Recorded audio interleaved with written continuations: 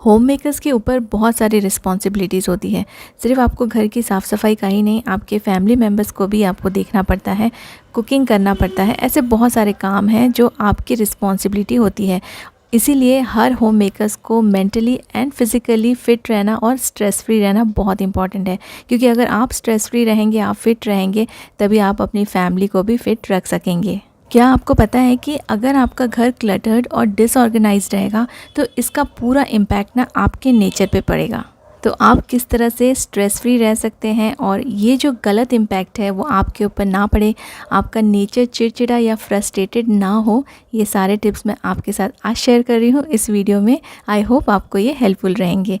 Hello guys, नमस्ते and welcome back.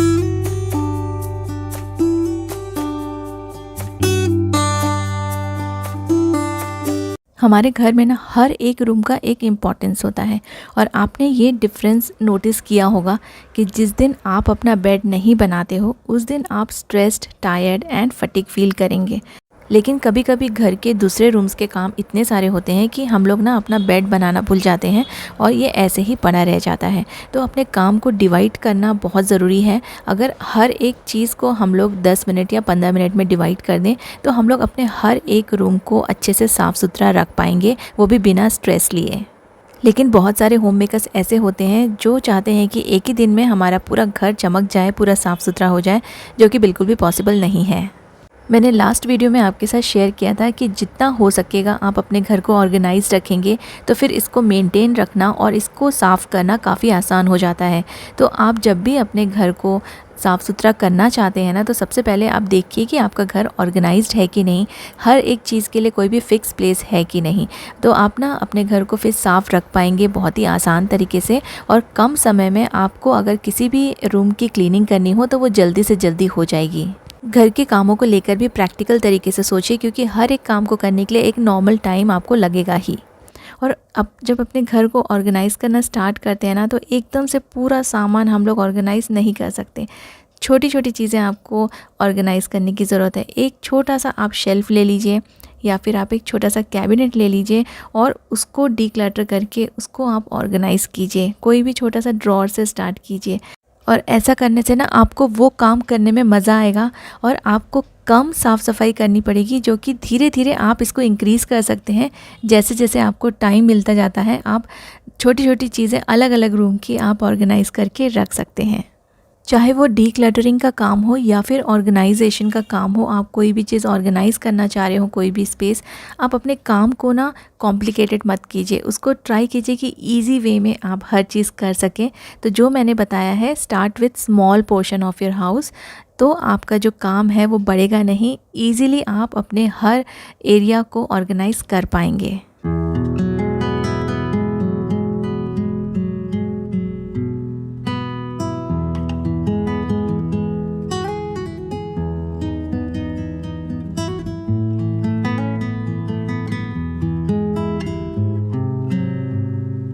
किसी भी वर्किंग लेडी के घर में अगर अचानक से गेस्ट आ जाएं और अगर घर ऐसे ही बिखरा हुआ पड़ा हो, साफ़ सुथरा ना हो, तो समझ सकते हैं लोग फिर ये समझेंगे कि चलो ये वर्किंग है, इसीलिए शायद इनको टाइम नहीं मिलता होगा।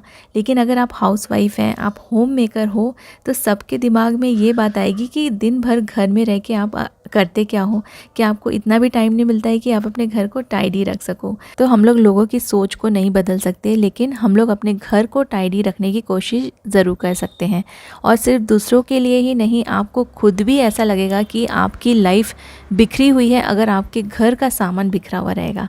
टोटली अंडरस्टैंडेबल है। अगर आपकी तबीयत ठीक नहीं है और आपसे काम नहीं हो पा रहा है, वो एक बहुत ही डिफरेंट चीज़ हो गई। लेकिन अगर आपकी तबीयत ठीक है और आप सिर्फ आलस की वजह से अपने घर को ऐसे ही बिखरा हुआ छोड़ रहे हैं, तो फिर ये ठीक बात नहीं है, क्योंकि ना और कोई आने वाला है नहीं आपका घर साफ़ करने, आपको ही करना है।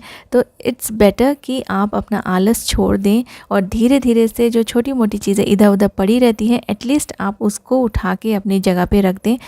अगर घर थोड़ा बहुत गंदा रहना तो चलता है, लेकिन अगर बिखरी हुई चीज़ें आपके घर में पड़ी रहेंगी तो उससे आपका घर बहुत ज़्यादा अनटाइडी एंड ऐसा लगेगा कि कितने दिनों से इसे साफ़ नहीं किया गया है। आपके स्पेस को क्लियर रहना, साफ़ सुथरा रखना बहुत ज़रूरी है। इससे आपका घर टाइडी लगेगा और अगर थोड़ा बहुत यहाँ वहाँ डस्ट भी है तो ना ये सारी चीज़ें ना इतना किसी को पता नहीं चलता है। कोई भी आकर आपके घर को ना टच करके देखने वाला नहीं है। लेकिन अगर ऊपर सामान पड़ा रहेगा तो ऑब्वियसली ये सबको दिखाई देगा। ऐसा हम लोग के साथ बहुत बार होता है और विच इज़ वेरी नॉर्मल कि हम लोग बाहर से आए और अपना जो भी हम लोग कैरी कर रहे हैं, बैग्स, बुक्स, और वो हमने अपने सोफ़े पे छोड़ दिया या फिर बेड पे लाके छोड़ दिया।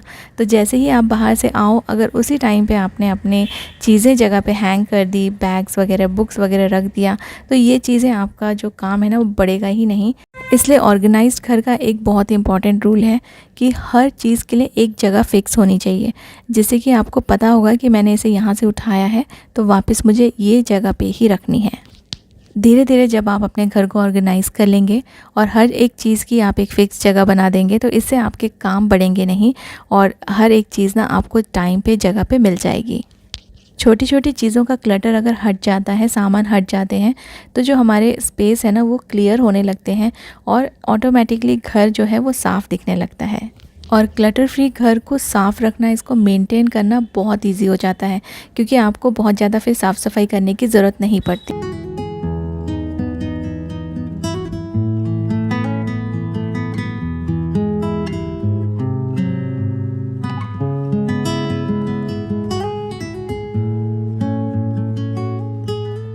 हमारे घरों में हर रूम का पर्पस अलग अलग होता है, तो हर रूम में आप एक जैसा सामान रखें या फिर एक जैसा हम उसे सजा के रखें, ये ज़रूरी नहीं है।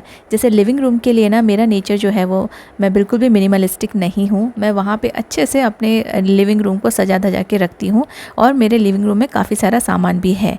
लेकिन बाकी जो रूम्स हैं उनको मैं इतने सामान से भर के नहीं रखती, क्योंकि इतना ज़रूरी नहीं है। तो जितना आप अपने दूसरे रूम में कम से कम सामान रखेंगे, उतना ही आपको साफ़ सफाई में भी बहुत ज़्यादा समय नहीं वेस्ट करना पड़ेगा। जैसे मेरे लिविंग रूम में काफ़ी सामान है, तो लिविंग रूम की जब मैं साफ़ सफाई करती हूँ तो मुझे थोड़ा एक्स्ट्रा टाइम देना पड़ता है। लेकिन मैंने इसे बैलेंस करके रखा है, तो मैंने दूसरे रूम में बहुत सामान नहीं रखा है। उतने ही सामान रखा है जितना ज़रूरत है। बेडरूम को भरने की कोई ज़रूरत नहीं रहती है। यहाँ हम आराम करने आते हैं, रेस्ट करने के लिए आते हैं, तो यहाँ पे कम से कम सामान रहेगा तो आपको पीस ऑफ माइंड भी मिलेगा और आपको डिस्ट्रैक्शन नहीं होगा। बेडरूम में जितना कम से कम सामान रहेगा, मूव होने की जगह रहेगी, उतना ही कम आपको इसे मेंटेन करने की ज़रूरत पड़ेगी। कम सामान तो कम साफ़ सफाई। लेकिन इसका मतलब ये नहीं है कि आप अपने बेडरूम को ऐसे ही सादा सिंपल रखें। आप उसे डेकोरेट कर सकते हैं अच्छे बेडशीट्स यूज़ करके, पिलो कवर्स यूज़ करके, कलरफुल कुशन्स लगा के। तो ये बहुत ही आसान तरीके से भी आप अपने बेडरूम को बहुत अच्छा रख सकते हैं, जिससे कि ये सुंदर भी दिखेगा और आपको अननेसेसरी यहाँ पे सामान भरने की भी ज़रूरत नहीं पड़ेगी। तो मैं अपने रूम में ना जो बेडशीट्स है उसका बहुत ध्यान रखती हूँ, उसके प्रिंट्स का, उसके कलर्स का, और कोशिश करती हूँ कि थोड़े कलरफुल कुशन कवर्स यूज़ करूँ और थोड़े से कलरफुल मैं बेडशीट्स यूज़ करूँ, जिससे कि और मुझे दूसरा सामान रखने की यहाँ पर ज़रूरत नहीं पड़ती है। बेडशीट एंड पिलो कवर्स के साथ साथ आप अपने बेडरूम के कर्टन्स की तरफ भी ध्यान दीजिए। सिर्फ लिविंग रूम में ही कर्टन्स अच्छे नहीं होने चाहिए, बेडरूम में भी आप अच्छे सुंदर जो आपको पसंद हो उस कलर के कर्टन्स लगा के रखिए, जिससे कि आप बेडरूम में जब भी आएंगे ना तो आपको बहुत अच्छा फील होगा। साफ़ सुथरा तो लगेगा ही, सुंदर भी दिखेगा।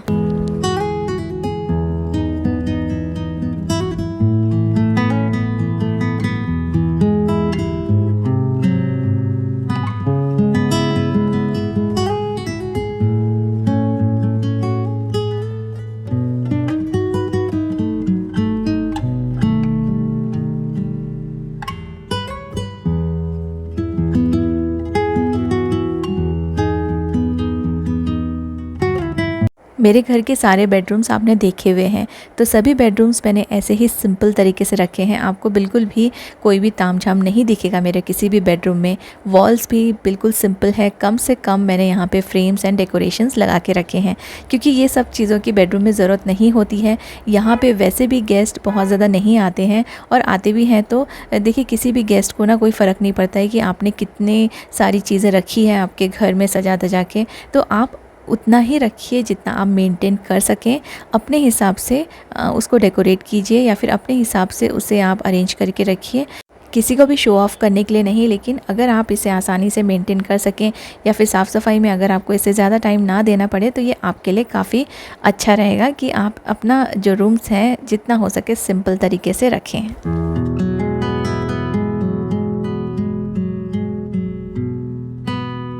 किचन अगर साफ़ ना हो तो ये काफ़ी ज़्यादा स्ट्रेस देता है हर होम मेकर को। तो किचन को साफ़ रखने के लिए और इसमें से कोई भी स्मेल ना आए उसके लिए आप कुछ ये तरीके यूज़ कर सकते हैं। किचन की बाकी चीज़ों के साथ साथ आपको अपने डस्टबिन का भी बहुत ख्याल रखना चाहिए, क्योंकि डस्टबिन अगर साफ़ सुथरा नहीं रहेगा तो आपके किचन में ना बहुत ज़्यादा स्मेल आ सकती है। और ये सब गंदगी की वजह से ही हमें ना काफ़ी स्ट्रेस भी हो जाता है, क्योंकि हम लोग काफ़ी ज़्यादा ध्यान देते हैं अपने किचन को साफ़ रखने में, लेकिन कुछ चीज़ें अगर हम लोग इग्नोर कर देंगे तो फिर ये चीज़ें काफ़ी बढ़ जाती है और फिर काम भी हमारा बढ़ जाता है। डस्टबिन को साफ़ करना बहुत ज़्यादा मुश्किल होता है, इसलिए उसको ऐसे रखेंगे कि उसे बार बार साफ़ ना करना पड़े। तो उसके लिए ना मैं यहाँ पे एक पेपर बैग बना रही हूँ। आपके घर में न्यूज़पेपर तो होंगे ही, न्यूज़पेपर का यूज़ कीजिए और उससे आप पेपर बैग्स बना सकते हैं। बहुत ही सिंपल है, जैसे मैंने आपको शो किया है वैसे सिंपली आप step by step paper bags बना के रख सकते हैं। और ये पेपर बैग्स आप अपने डस्टबिन में डाल के रखिए, जिससे कि आपका जो डस्टबिन है वो गंदा नहीं होगा।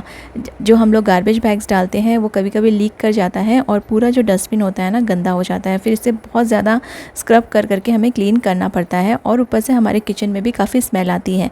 तो जब आप गार्बेज बैग यूज़ करते हैं उसके पहले आप ऐसे पेपर्स लगा दीजिए, या फिर गार्बेज बैग के अंदर आप ऐसे पेपर बैग्स लगा दीजिए।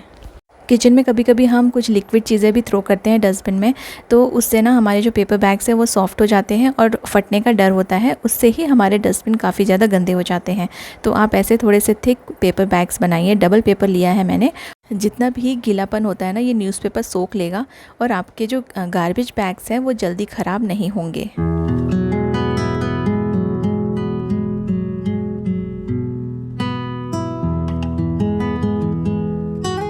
अगर आप ये घर पे नहीं बनाना चाहते हैं तो बहुत सारे शॉपिंग बैग्स भी हमें मिलते हैं, उनको संभाल के रखिए, वो भी काफ़ी थिक रहते हैं, उनको भी आप यूज़ कर सकते हैं। जिसमें हम लोग ड्राई कचरा फेंकते हैं ना वहाँ पर भी आप ये पेपर बैग्स लगा सकते हैं। तो आपको ना गार्बेज बैग भी यहाँ पे वेस्ट करने की ज़रूरत नहीं पड़ेगी। अगर आप पेपर बैग्स घर पे बना रहे हैं तो आप अपने डस्टबिन के साइज़ का ज़रूर ध्यान रखिए, उसके साइज़ के अकॉर्डिंग ही आप बनाइए। कभी कभी छोटे डस्टबिन रहते हैं और ये अगर आपने बड़ा बना दिया है तो ये उसमें फ़िट नहीं आएगा। तो ये वाला जो डस्टबिन है ना ये थोड़ा सा इसके लिए छोटा पड़ रहा है, तो ऊपर से इसे मैं कट कर दूँगी। और अगर रेडीमेड शॉपिंग बैग्स आप यूज़ कर रहे हैं तो आप उसे ऊपर से फ़ोल्ड कर सकते हैं या ऊपर से ऐसे ही आप कट करके यूज़ कर सकते हैं, अगर आपके जो डस्टबिन है वो छोटे साइज़ के हैं।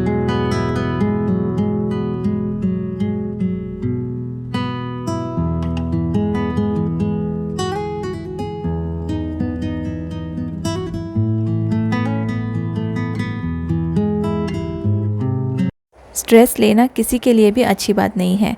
बाकी चीज़ों का जो स्ट्रेस है उसके लिए तो आपको खुद ही मैनेज करना पड़ेगा, लेकिन अगर घर के काम के लिए आपको स्ट्रेस होता है या आप बहुत ज़्यादा परेशान हो जाते हैं तो उसके लिए मैंने कुछ टिप्स शेयर किए हैं जो आप फॉलो करके अपने स्ट्रेस लेवल को थोड़ा सा कम ज़रूर कर सकते हैं। आई होप आपने ये वीडियो एंजॉय किया होगा। ये हैबिट सुनने में काफ़ी सिंपल लगती है लेकिन काफ़ी इफ़ेक्टिव है, तो आप इसे ज़रूर से फॉलो करके देखिए, आपके लाइफ में बहुत चेंजेस आएगा। Thank you so much for watching.